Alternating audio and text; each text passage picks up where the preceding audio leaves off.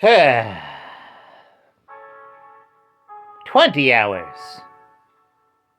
It's Comics and Shots, a completely improvised semi-comedic musing by Howard Stern's Mick the Nerd, aka YouTube and TikTok's Mick the Man, aka Mick the Maverick, aka a guy who learned that on the government job site somebody already took the name Mick the Man.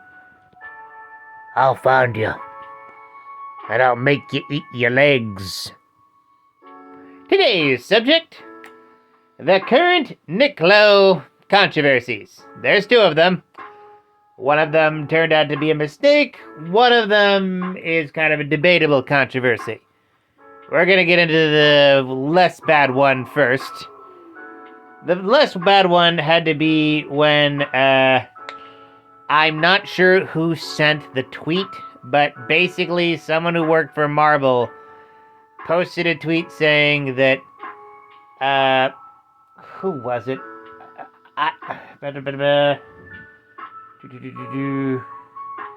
Skibidi bop boop bop beep bow, he be he hoo ha he ha. Oh yeah, dance on that midnight climb. Justina Ireland was the first writer for Amazing Spider-Man. Not even close to true. Like Kelly Thompson, like a great writer. She's working on DC right now. Birds of Prey, love her work. She was a writer from Amazing Spider-Man and was logically pissed off. Now, Nick Lowe didn't actually send that tweet. He didn't say that. Somebody appropriated it to him. So, no harm, no foul. But I feel it also is worth saying that Kelly Thompson heard that Nick Lowe said that there was only one female writer for Amazing Spider-Man, and believed that Nick Lowe said it. Believed that her former co-worker said this. Forgot about her. What does that say about our perceived image of you, Nick Lowe? I feel that says a lot, because you've said some dumb crap in your defenses of Amazing Spider-Man. I don't know if you're a misogynist or not. I mean, the stories you've okayed bring that up to debate, but maybe think about how you are perceived by the world, especially in a certain Q&A at New York Comic Con, where one kinda confrontational questioner asked to an effect of, like, Miss Marvel's death, Kamala Khan's death in Amazing Spider-Man, how he felt with the allegations of it being misogynistic, essentially, and he mentioned how in the book, like, Kamala was a very important character in it, despite the fact that the questioner mentioned that she only had, like, 26 whole panels in the entire book. And then Nick just glossed over, and then brought up to another question.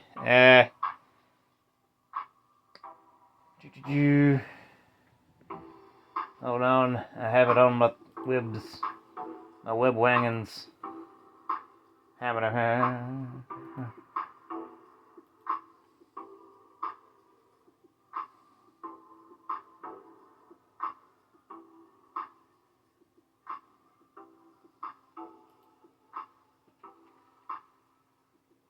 Okay, yeah, the second one.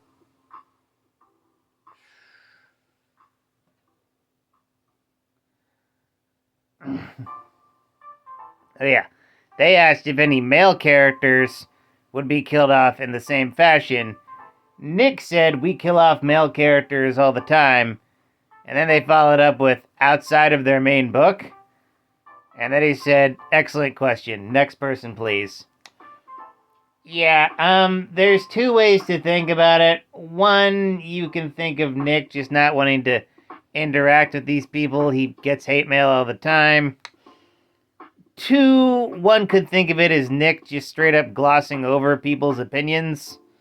And I'm kind of edging toward the latter. Primarily given how bad, Nick Lowe's, editorial run has been. Of course, it's not all his fault. A lot of he answers to C.B. Ibulski. You may remember him as the man who pretended to be a Japanese person while writing for Marvel, and yet still somehow kept his job and then became editor-in-chief of Marvel Comics.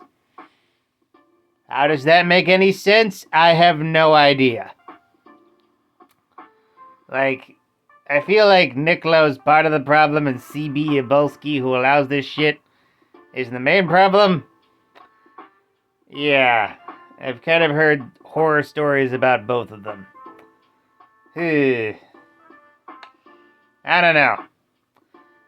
But also, I feel Nick Lowe should... Did he ever apologize for killing off Kamala during Asian and Pacific Islander Awareness Month? Because I feel he should have. If not, I hope he does. Yeah, that's all just stuff to think about. Are people of the world just being too offended? Or is Nick Lowe just dodging questions because he can't handle harsh criticism? It's a bit of a murky gray area, admittedly. As long as we're talking about it, we'll be okay, though. That's my opinion. With that, like, comment, and subscribe. Donate if you're feeling nice. Share it with a bear. And always remember, praise be to the blood elk, fear the stabbopotamus, and death to Kronos.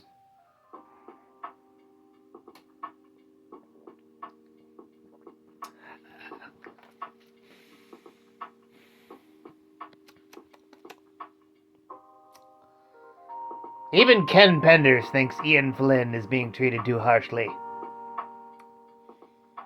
When Ken Penders is looking down on you, you're doing something wrong. Have a night, folks.